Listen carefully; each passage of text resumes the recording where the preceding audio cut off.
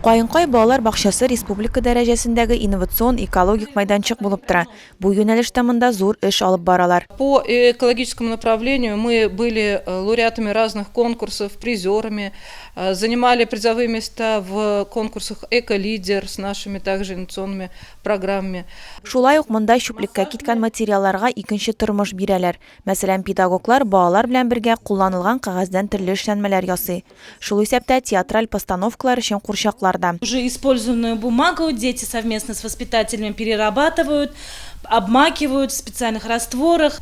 Например, этот бабай изготовлен также из картона, из вторсырья, уже из использованной бумаги. Дети совместно с воспитателями обработали, привели в порядок, нарисовали глаза, и он получился уже персонаж кукольного театра «Три дочери».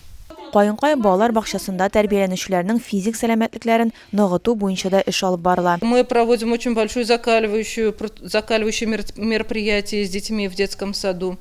Развивающие игры, физкультурные занятия, физические упражнения, кружковая работа у нас большая ведется в этом направлении. Именно в детском саду мы проводим футбол, кружок футбол и хореография. Урамда саф һавадагы уеннар балаларның иң яраткан шөгыльләре.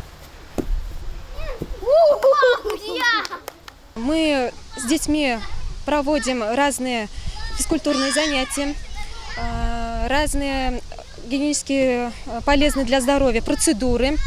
А также, как вы видите, мы выходим на прогулки, занимаемся физкультурой, крепим здоровье свое и, естественно, детей. Кайынкай коллективы илнең иң әйбәт 500 мәгариф учреждениесе бөтен Россия бәйгесендә катнашты.